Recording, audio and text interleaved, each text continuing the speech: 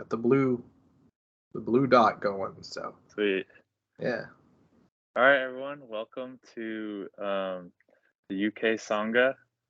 I think it's Wednesday. Yeah. I think it's like 12 in the middle of the day here. For you guys, it's nighttime, right? Or DJ, you're in 9 America. p.m. 9 p.m. 3. Cool. Yeah, 3 p.m. 3? Yeah. Perfect. All right. So, does anyone have anything they would like to share? We were just talking about effective practice, and Hello. Welcome. hey, what's up, man?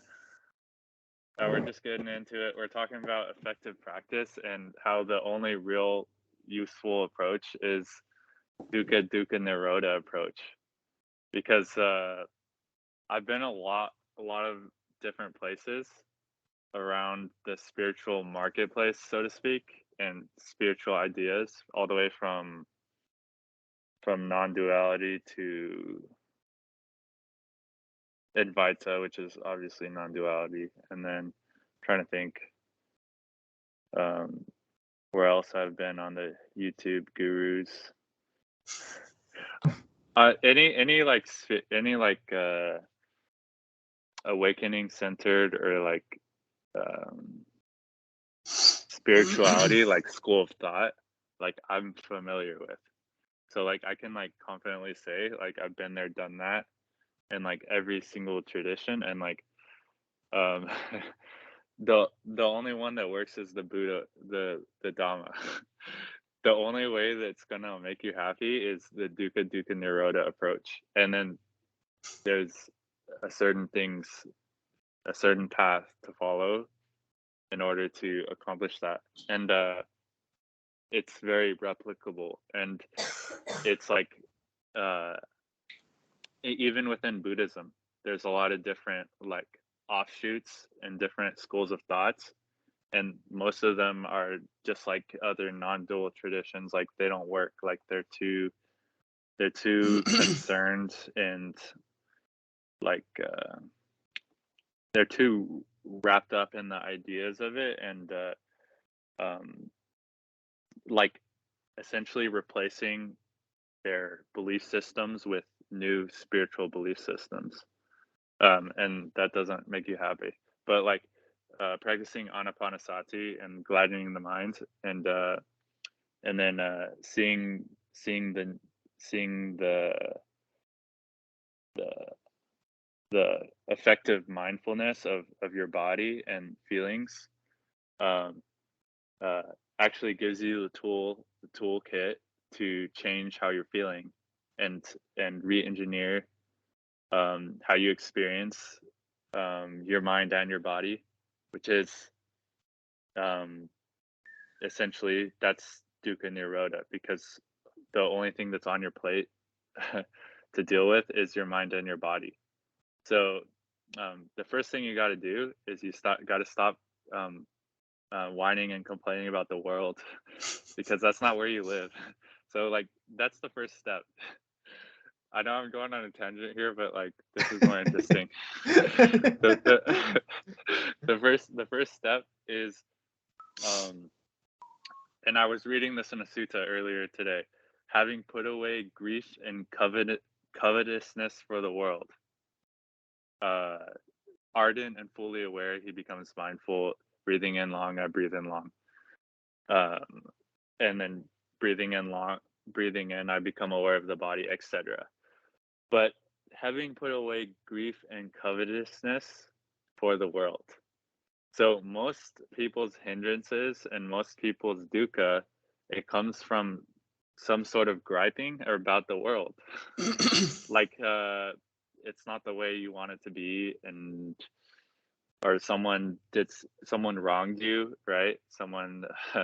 This person, like I'm a victim of this person, or why don't I have, or like I wish I had this, or like I'm like, oh poor me, like I don't have enough money, I'm not good looking enough, I'm not this and that. Like it's all has to do with like the world, and like that's pretty much the primary source of dukkha for humans, because humans are social animals. So like all your thinking and like mental talk is centered around like other people and like what other people think of you and stuff like that. So but all the world is a fabrication, and everything you experience, everything you feel about the world is conditioned by the mental talk you have about it. So that is all a fabrication. So first, where you actually live, like where your actually experience is the feelings, the mind, and the body. So the five aggregates, right? And so so first thing you do is you have to wake up out of complaining and whining and being a victim of the world. And then you can become fully aware of like what's actually going on and like where you're actually experiencing. And where you're actually experiencing is where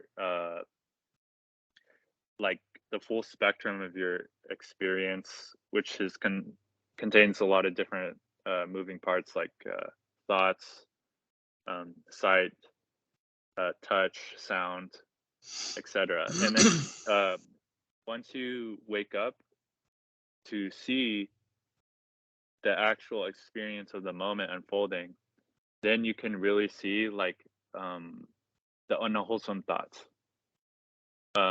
instead of being busy complaining about the world. You're seeing like the mechanism of complaining about the world itself. And then you can gladden the mind, so you can just change it up like with wholesome thoughts, or you can straight just throw it out completely.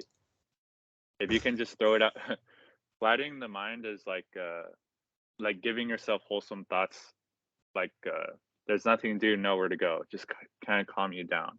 There's like training wheels. Okay, this is like introductory practice that is useful. It's really good. It's like one Dhammarato gives, but I'd say for a more advanced practitioner, you can just simply throw it out completely and then become aware of the breath and the body, which is anapanasati.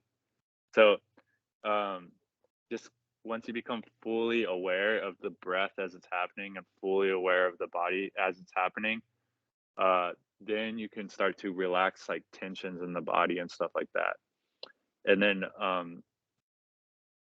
then once you start to relax your body and you come into your experience as it's happening right now, and the mind is pure, the mind is rid of hindrances, then the process of jhana starts to unfold.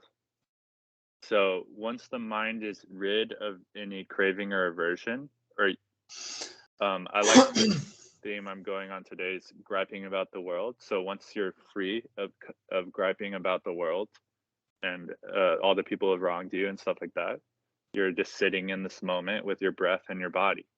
And then that's a lot less disturbing than all of the mental talk about things have gone wrong in the past or things that could go wrong in the future.